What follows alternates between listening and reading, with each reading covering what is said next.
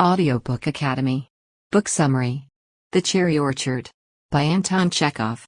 Anton Pavlovich Chekhov's final novel, The Cherry Orchard, is a classic in Russian literature. This drama, published in 1902, depicts the fall of the Russian aristocracy during the time period depicted. They are living in the waning moments of their previous splendor as a family depicted in this play is nearing financial ruin.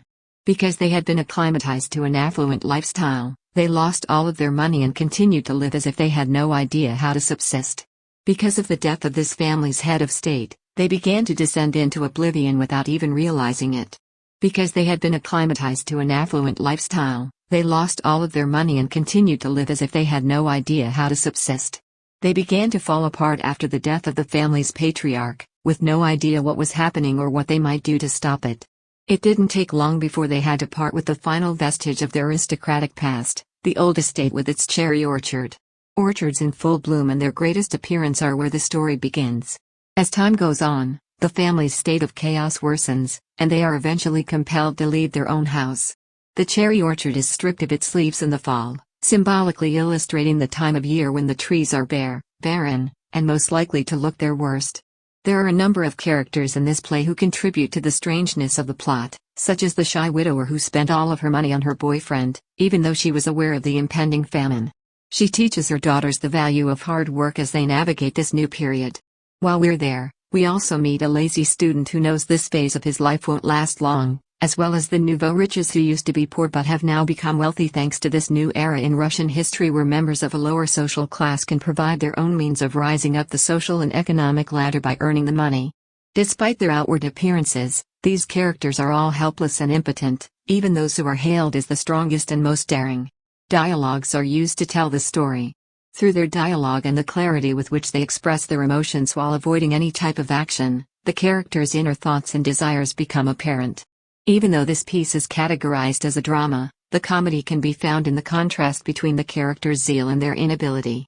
In addition, the combination of dramatic and comedic aspects demonstrates Chekhov's impressive ability to write plays. First act. The story takes place on an early May morning at the estate of Elarenevsky. A Parisian railway station was chosen as the place to wait for her after she had spent the last 5 years abroad, so Lopahin and Anya's governess Charlotte Ivanovna accompanied him. Dunyasha shook him up as he dozed off while waiting for the train, and he told her about Lyubov Andreeva, a kind and generous person. The gardener's flowers arrived just as Dunyasha was telling him about how weak she felt and how her hands were shaking. Lopahin waved him away when he complained about how cold it was in the morning and how the environment was not good for him. He then left, concluding that he was a magnet for trouble.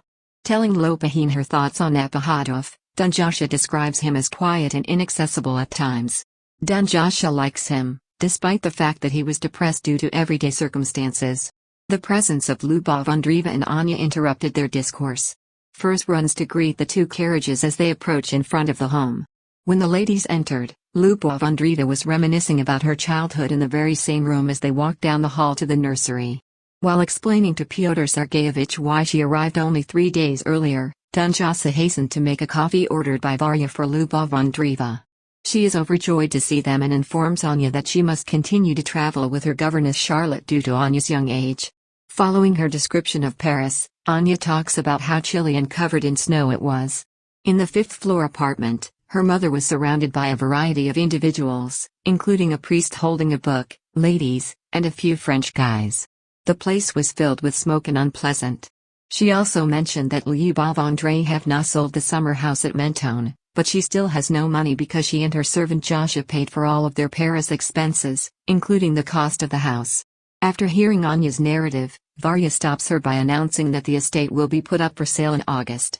Varya ordered that Petya shouldn't be around when something happens, and Anya speaks about alerting the mother as well. Anya's father died 6 years ago, and her younger brother Grisha perished in the river just a month after that. Grisha, a 7-year-old boy, was a fine fellow. It was too much for their mother to bear, therefore, she walked away without a word. Trofimov was Grisha's old tutor, as was previously indicated. Before embarking on his journey to Kharkov, Lopahin apologizes for being late to the railway station. Prior to leaving, he tells Lyubov Andreeva how the cherry orchard will be put up for sale on August 22 as an attempt to pay off debts. As they were all connected by train and the Volga River, His aim was to break up the estate into smaller pieces that could be rented out for vacations. That strategy didn't sit well with Gayev, and Lyubov Andreeva couldn't comprehend it. It was explained to her by Lopahin that the cherry orchard and its cherries only produce children every 2 years. There are no longer any buyers for the cherries because the old trade of creating cherry goods has fallen by the wayside. Lyubov Andreevna receives 2 telegraphs from Varya, who enters the room with them and tears them up before she can read them. Lopahin tells her that if she doesn't change her mind, he'll get the money. After first being reluctant to go, he promises to return within 3 weeks. Although he was told to wait until the following morning before appearing in front of Lyubov Andreeva, Trofimov appears in an old officer's uniform nevertheless. Pishchik, the landlord, demands for 240 rubles as interest on a loan. In response, Lyubov Andreeva assures him that Gayev will pay the interest rate since Gayev tells his sister that she still spends too much money. He suggests that they get in touch with their well-off relative Jaroslava, who married a well-off but not aristocratic lawyer. As a side note, the county court informed him of the potential of taking out a bond-related loan to pay for the bank's interest fees, which he shared with them. Just in case, he'll go back to the bank, and Lyubov Andreeva will have to talk to Lopahin, who will not turn her down. To defend the estate, Anya will come in touch with her cousin Jaroslava, and they will act on 3 fronts. Gayev was able to put Anya and Varya to sleep after soothing them both. Second act. After the loss of her parents, Charlotte was raised by a German woman, who reared her as if she were her own daughter. She accepts a position as a governess, despite her ongoing struggle with questions about who she is. Epihadov continues to bemoan his poor luck, wondering where the spider he found on his breast came from again. Throughout his monologue on Epihadov's folly, Jasha yawns uncontrollably. Dumb Jasha opens up about herself in light of these interactions. When she was a youngster, she was entrusted to a woman who raised her as her own daughter, and she became delicate, kind, noble, and afraid of everything. She tells Jasha she is in love with him and wants him to remain faithful and steadfast. In Jasha's opinion, spoiled females are the only ones who are capable of love. They are interrupted once more by Lopahin, who wants to know if they are okay with his granting them the land they need for the summer cottages. While Gayev and Lyubov Andreeva are voicing their opinions one after the other, Lopahin adds that wealthy businessman Chirichanov intends to attend the auction in person and purchase the entire property. They made light of Lopahin's concept, making him angry and desperate to leave. It is Lyubov Andreeva's decision to openly admit to her children that she spent a huge sum of money and married a man who was just interested in making money for himself. Champagne killed her husband, and when her son drowned in the river, she decided to leave the country.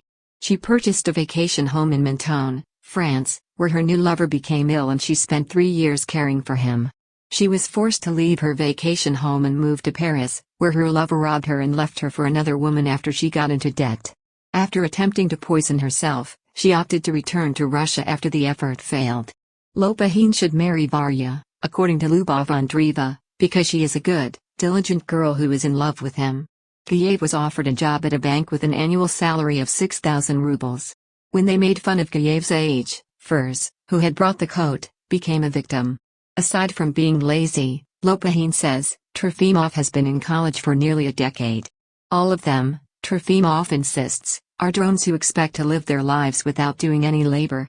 As Lopahin puts it, I get up at 5 every day and work from dawn to dusk, and he excuses himself by claiming that he's always handling money. They sat in silence until they heard a strange noise coming from someplace in the sky and decided to investigate. Furs claims to have heard the same sound on the night that serfdom was abolished, and Lopahin speculates that it might be coming from a nearby broken windlass. Trofimov spotted a person he'd never seen before. To go to the railway station, a hungry traveler implored Lyubov Andreeva to help him find it. Varya was enraged when Lyubov Andreeva gave him a gold coin because she didn't have any silver. As they are unable to buy a good lunch, Lyubov Andreeva is made to realize how dumb she is by giving away the gold. For supper, everyone but Anya and Trofimov heads out. Because Varya had been following the pair the entire time, the couple was grateful to the passenger for chasing the Varya away so that they could have some privacy. Trofimov responds to Anya's question about why he lost his affection for the orchard by describing Russia as their garden. That garden was taken care of by their forefathers, and today they only exist on the dime of others, with nothing of their own to call their own. As a result of Anya's admiration, they decided to take a walk down the river. Third act. As a Jewish orchestra plays at a salon, Piszczek laments his inability to dance due to his advanced age and the fact that he has already suffered 2 strokes. Trofimov also mentions that despite the strokes, he's as healthy as a horse, thus it appears that he agrees with the notion that he resembles a horse. In light of the horse's reputation as a noble animal, Piszczek interprets Trofimov's remark positively. Trofimov flirts with Varya as soon as she appears. And when she labels him an old gentleman who has matured, he responds by proclaiming his pride in having matured. Varya wonders where the orchestra will obtain their money. Trofimov said that she could make a significant sum of money simply by recouping the interest payments she paid. As Lyubov Andreeva points out, their shortage of funds necessitated them organizing the ball at the incorrect time. Getting impatient, Lyubov Andreeva inquired as to when Leonida would return from town with word on the outcome of the estate auction. She recounts how she learned that Jaroslava, her cousin, had contributed some money, but it was not enough to pay off the bills. Trofimov starts mocking Varya. She will become Lopahin's wife, so she gets upset, but her mother tells her to make her own decision. Varya explains that she would like to marry him, but she is not in a position to do so. His time is likely already taken up with his career, so it's doubtful that he'll have the energy to ponder about her. Andreeva complains that she should be sold along with the orchard, since she has spent her entire life there. In an attempt to lift her spirits, Trofimov offers to marry Anya to him if he will just finish school and get a job, and she agrees. A telegraph falls out of her purse as she removes the handkerchief from her pocket. Trofimov accuses her lover of taking advantage of her compassion by sending her a telegram, which she denies. Lyubov Andreeva then accuses Trofimov of not being aware of the power of love, despite the fact that he is old enough to know otherwise. Trofimov was incensed, and Lyubov Andreeva tried to make amends with him. The orchard's new owner, Anya, shows there, giddy with excitement. Jasha is sent by Lyubov Andreeva to check the source of the information, but he simply finds out that the person who said it has already fled. Before Lopahin can get to Epihodovin, Varya accidentally hits him with his stick after fighting with Epihodovin. Lyubov Andreeva arrives and inquires after Lopahin about Leonida's whereabouts. He lets her know that they will have to wait for another train because they are running late. What he said to Lyubov Andreeva when she inquired about the orchard: "I acquired the estate." Varya objected by hurling the keys in front of Lopahin when Lyubov Andreeva became ill from excitement.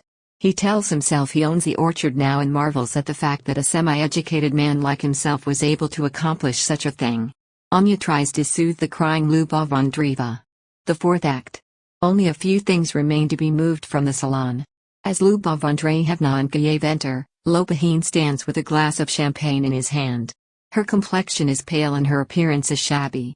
To their annoyance, they turn down the bubbly Lopahin offers them before their travel. He urges them to move quickly in order to make the train on time. In the meantime, Trofimov is looking for his boots and rejecting Lopahin's offer to pay for his travel costs. They discuss how much money Lopahin gained by growing poppies, and Trofimov reveals that he was raised in the countryside while his father was an esteemed pharmacist in Moscow. Upon their departure, Anya begs Lopahin to spare the garden from destruction.